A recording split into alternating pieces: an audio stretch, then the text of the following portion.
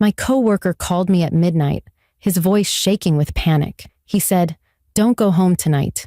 Your roommate isn't who she says she is." I asked what he meant. He said, "I just found out she's been using your identity. Check your credit report right now." 10 minutes later, I discovered my entire life had been stolen by the person I trusted most. My name is Jenna Morris. I'm 29 years old, and I work as a marketing manager in Denver. The woman who destroyed my life was my roommate, Becca Shaw, or at least that's what she told me her name was.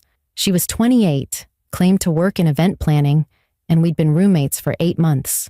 The person who saved me was Owen Hayes, 31, a coworker in my department who noticed something was terribly wrong. My younger sister Riley is 25 and studying cybersecurity in Boston. Detective Lisa Crawford from the Financial Crimes Unit investigated my case.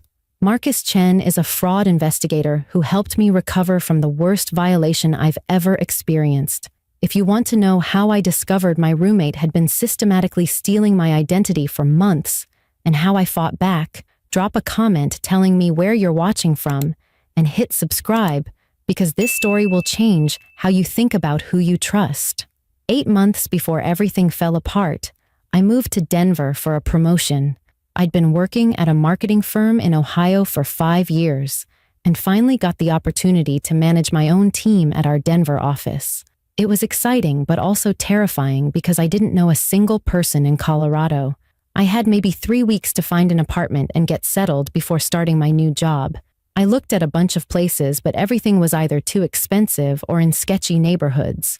Then I found Becca through a roommate matching app. Her profile seemed perfect. She was 28, worked in event planning, didn't smoke, kept regular hours, and had a beautiful 2-bedroom apartment in a great neighborhood that she was willing to share for reasonable rent. We met for coffee and clicked immediately. She was warm, funny, and easy to talk to. By the end of our meeting, I'd agreed to move in the following week. Living with Becca was genuinely great at first.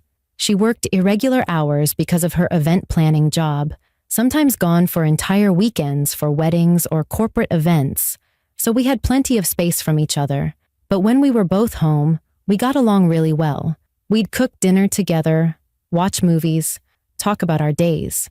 Becca introduced me to some of her friends and helped me feel less alone in a new city. I felt incredibly lucky to have found not just a roommate, but an actual friend. She seemed genuinely interested in my life, asking questions about my family back in Ohio, my new job, my goals for the future. I appreciated having someone to talk to after long work days. When I had a stressful project deadline, Becca even offered to help me organize my paperwork and file away bills so I could focus on work. I thought she was being a thoughtful friend. We celebrated my birthday together in June. Becca threw me a surprise dinner with some of the people I'd met through her, and I felt like I was finally building a life in Denver. Everything seemed completely normal and healthy. Looking back now, I can see all the red flags I missed. There were small things that didn't quite add up, but seemed innocent at the time. A few times I came home to find Becca in my bedroom. She always had a reasonable explanation, like she was looking for a hairdryer or checking if I'd closed the window before a storm. Once I noticed my mail had been opened, and Becca said the mailman must have damaged it during delivery. Another time I couldn't find my social security card after needing it for some job paperwork. Becca helped me search everywhere and suggested it might have accidentally gotten thrown away. I ordered a replacement and didn't think about it again. Becca would sometimes ask specific questions about my finances that seemed a little nosy, like how much I was making at my new job or which bank I used. But I figured that was just normal roommate talk about splitting expenses and making sure we could both afford rent. She asked about my student loans once, and I told her I'd finally paid them off last year. She asked about my credit score when we were talking about her wanting to buy a car eventually. Nothing seemed suspicious in the moment. She was my friend and roommate. Why would I question her interest in my life? The night that everything changed started completely normally. It was a Thursday in November, and I was working late at the office finishing a presentation for a client meeting the next morning. I'd texted Becca that I'd be home late, and she'd responded with a thumbs-up emoji. Around 11:30, I was still at my desk when Owen from my department knocked on my door. Owen and I had become work friends over the past few months. He was quiet and thoughtful, and we'd grab lunch together sometimes. But that night, he looked pale and serious in a way I'd never seen before. He asked if we could talk privately. I said sure, and he closed my office door behind him. He pulled out his phone and showed me something that confused me at first.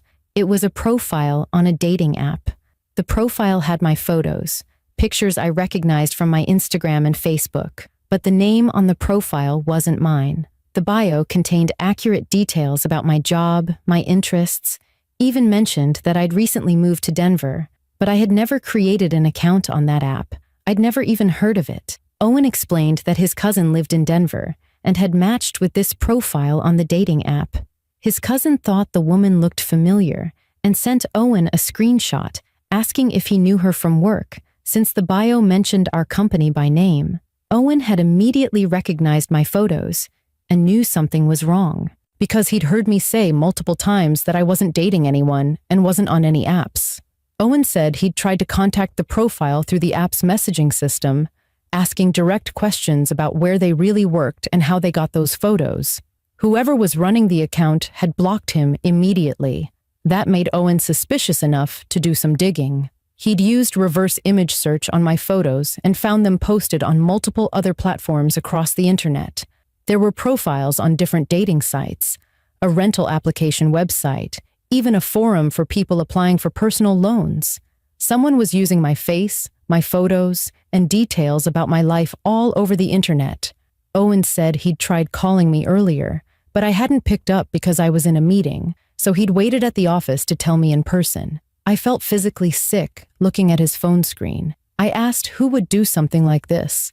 Owen looked uncomfortable and asked carefully if anyone had access to my personal documents, my laptop, or my phone. The answer hit me like a punch to the stomach. Becca. She had access to everything. We lived together. She'd been in my room multiple times. She'd helped me organize my paperwork. She'd been there when I left my laptop open on the kitchen table. She asked questions about every aspect of my life, and I'd answered because I thought we were friends.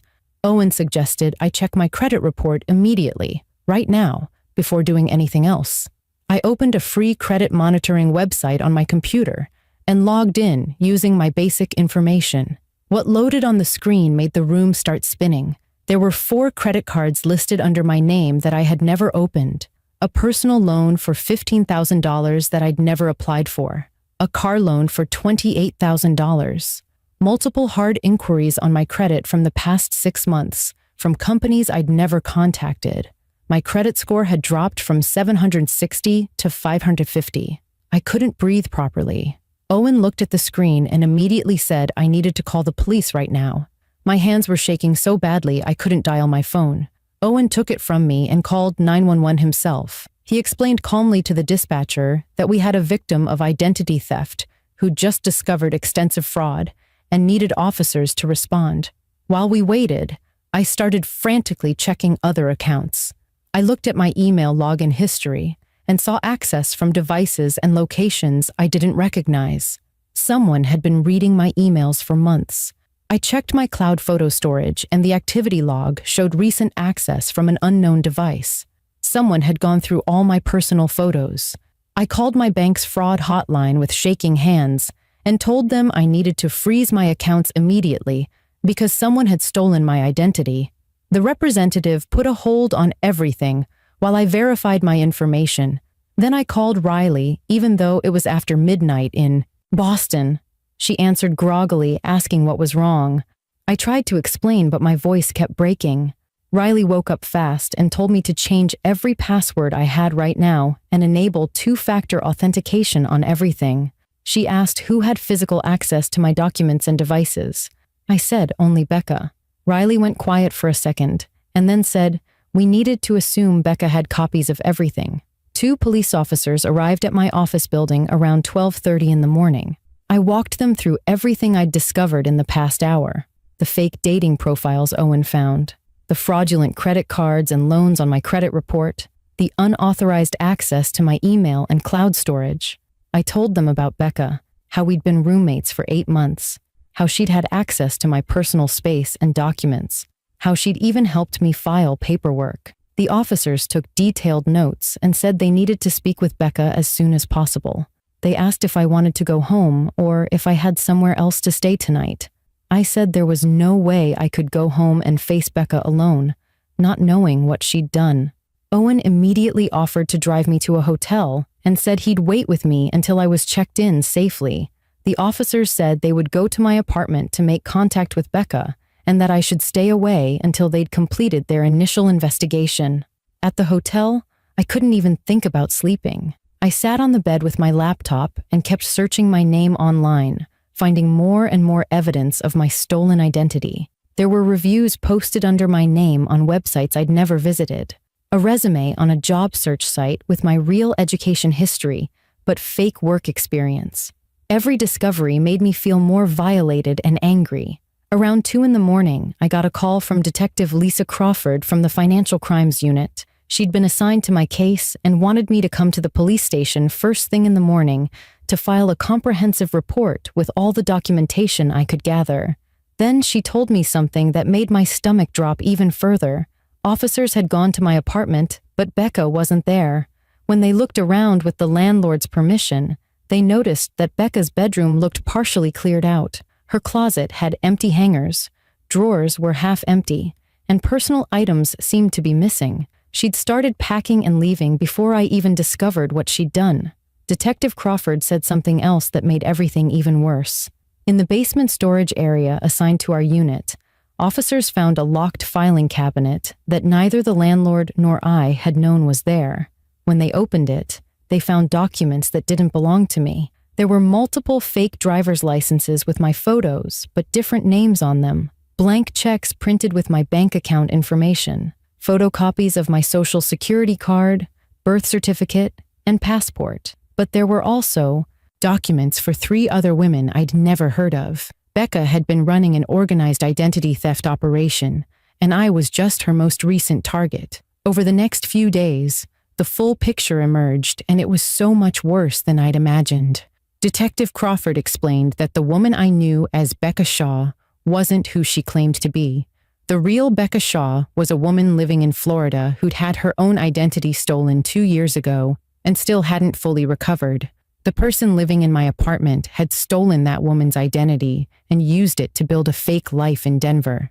She'd deliberately targeted me through the roommate app because I'd just moved to the city, had no local connections who knew me well, and according to my profile, I had a stable job which suggested good credit. Every single thing about our friendship had been calculated and fake. The personal questions she asked weren't friendly interest. They were intelligence gathering. When she helped me organize paperwork, she was photographing my documents. The times I found her in my bedroom, she was likely installing spyware on my laptop or searching for additional documents. Our entire 8-month friendship had been an elaborate con designed to steal everything about my identity. Detective Crawford gave me a full breakdown of the damage, and the numbers were staggering. Becca had opened 7 credit cards in my name with a combined balance of over $45,000. She'd taken out a $15,000 personal loan and a $28,000 car loan. She'd filed a fraudulent tax return using my information and collected the refund. She'd used my identity to rent a different apartment across town, trashed it, and abandoned it, leaving me legally responsible for thousands in damages. She'd opened utility accounts in multiple locations that went unpaid and ended up in collections under my name. The total estimated damage was over $100,000.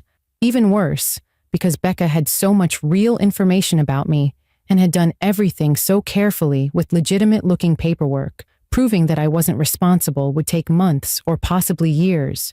My credit was completely destroyed. My financial life was in absolute ruins.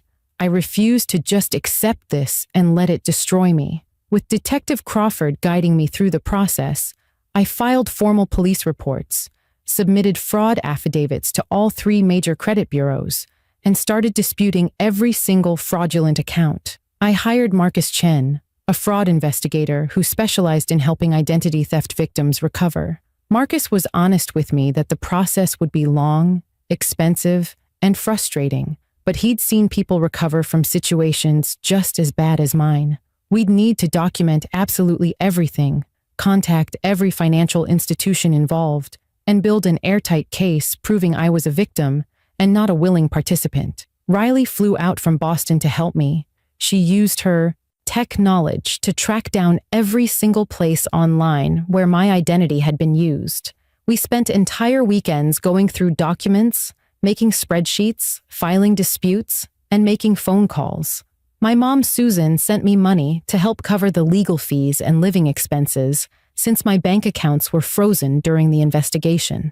Detective Crawford's team was working to find Becca, or whoever she really was.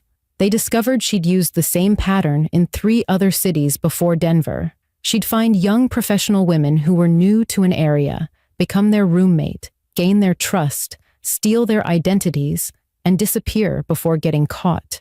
Her real name was Melissa Vance, and she had active warrants in multiple states. Investigators tracked her through the car she'd purchased using my fraudulent loan. She'd sold it to a dealership in Las Vegas. They got security footage from the dealership showing her and traced her to Henderson, Nevada, where she was finally arrested 3 weeks after disappearing from Denver. While Melissa sat in jail waiting for trial, I faced my own battle that felt just as overwhelming. I had to fight with every bank, credit card company, and loan institution to convince them I was a victim and not responsible for the debt. Despite having police reports and official fraud affidavits, the companies were incredibly slow to act. Some representatives actually suggested I must have been careless with my personal information or that I'd given Melissa permission to use my accounts. Others said I needed to prove the signatures on applications weren't mine, which meant hiring a handwriting expert I couldn't afford. One credit card company insisted I still owed them $4,300, even after I sent them copies of the police report 5 times. I hired a lawyer who specialized in identity theft cases because I was getting nowhere on my own. The legal fees kept piling up, but my mom took out a small loan to help me fight this. Owen organized a fundraiser at work, and my coworkers donated over $8,000 to help with my legal costs. Knowing people believed me and supported me gave me the strength to keep going when I wanted to give up. I became an expert on identity theft laws and victims' rights out of necessity. I learned about the Fair Credit Reporting Act and the Identity Theft and Assumption Deterrence Act.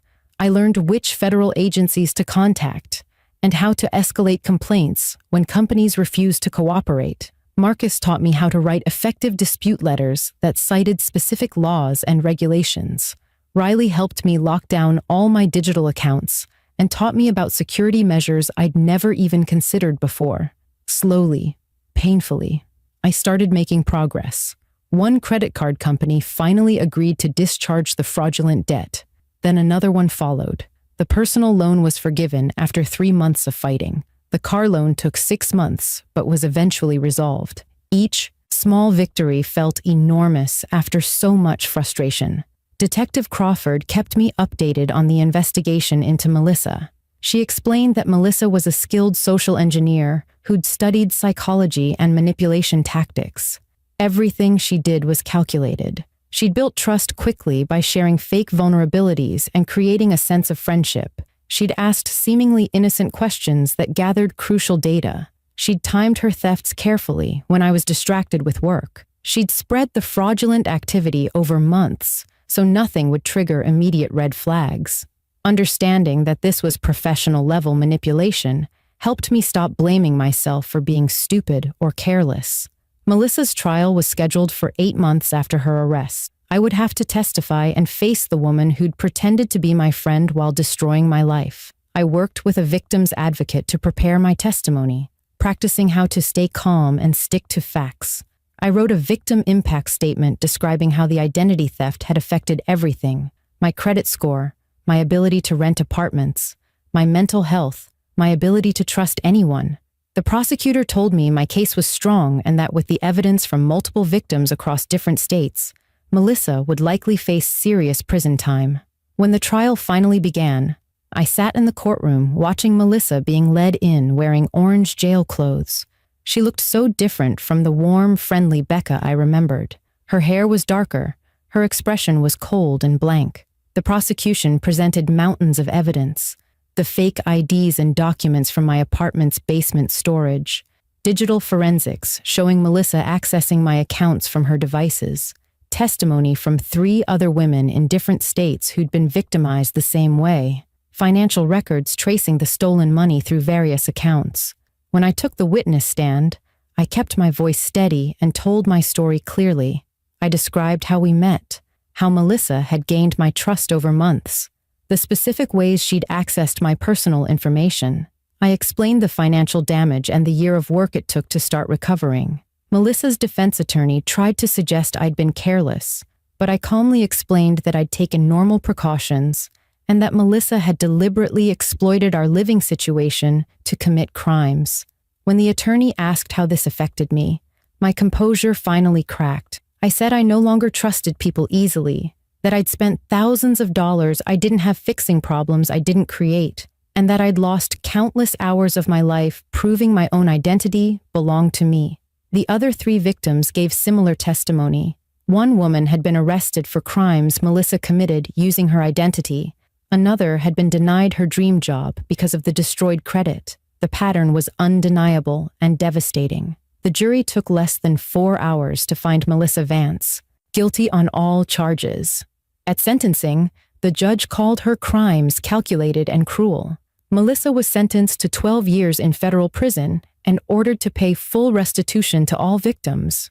When the sentence was read, I felt relief wash over me. Justice had been served, even though 12 years couldn't undo the damage. By the time of Melissa's trial, I'd already made significant progress recovering my identity and my life. 8 of the 10 fraudulent accounts had been resolved and removed from my credit report. My credit score had climbed back up by over 150 points, though it still wasn't where it had been before. The apartment damages had been forgiven after the landlord accepted the police report as proof I wasn't responsible. My tax issues with the IRS had been sorted out. I still had 2 accounts in dispute that were taking longer, but Marcus assured me they'd eventually be resolved. The total recovery process had taken over a year of constant fighting, phone calls, paperwork, and frustration, but I could finally see the light at the end of the tunnel. I'd learned more about credit systems, fraud law, and financial institutions than I ever wanted to know, but that knowledge made me feel powerful instead of helpless.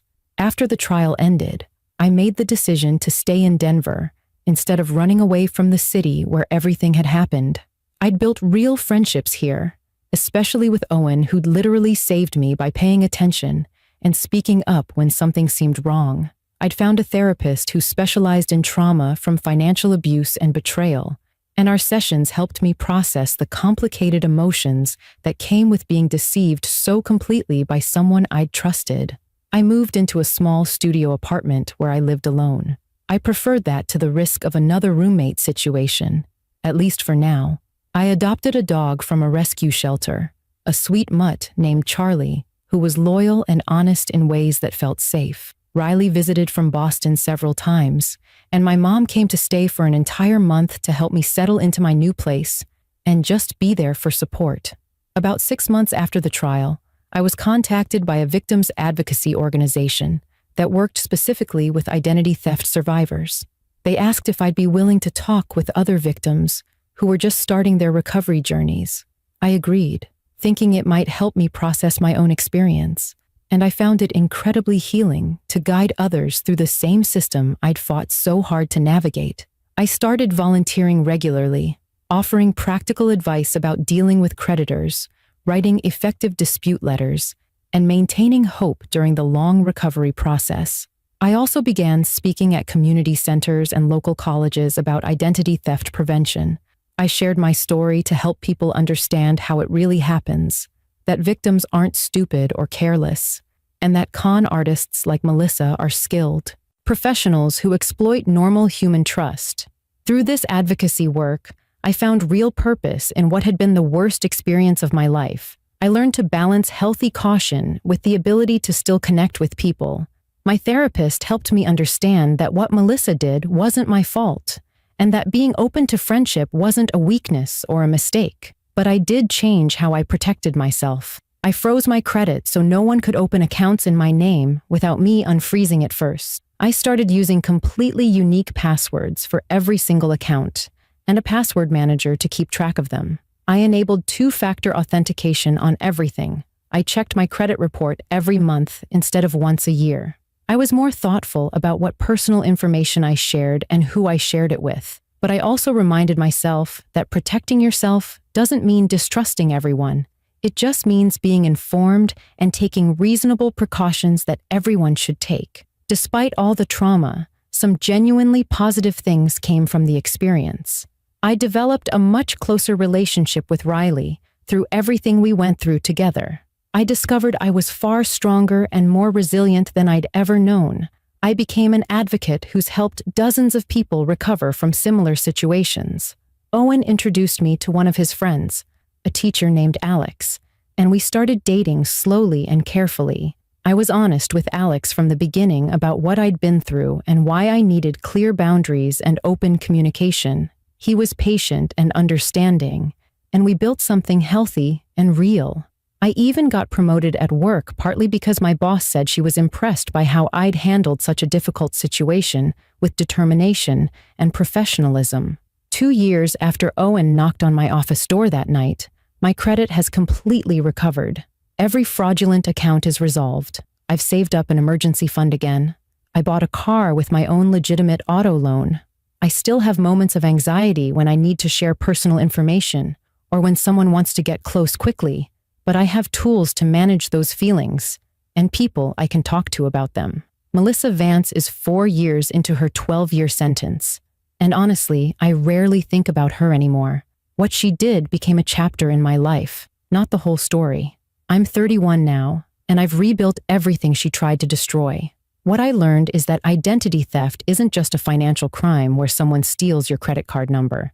It's a profound violation that affects how you see yourself, how you trust others, and how you move through the world. But recovery is absolutely possible with persistence, support, and knowledge. If you're watching this and you've been through something similar, please know you're not alone, and it wasn't your fault. Con artists like Melissa are professionals who target normal, trusting people. The shame belongs entirely to them, not to you. If you haven't experienced this, protect yourself now by monitoring your credit regularly, using strong, unique passwords, enabling two-factor authentication, and being thoughtful about who has access to your personal documents and information. And if someone ever warns you about something suspicious like Owen did for me, take it seriously immediately. That one conversation saved me from even worse damage than I suffered. Hit that subscribe button and leave a comment telling me where you're watching from and whether this story changed how you think about protecting your identity.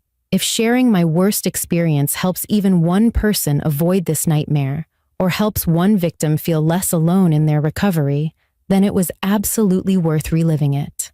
Trust people, but verify what you can. Protect yourself actively, not fearfully. And remember that even when someone destroys what you've built, you have the strength inside you to rebuild it even stronger than before.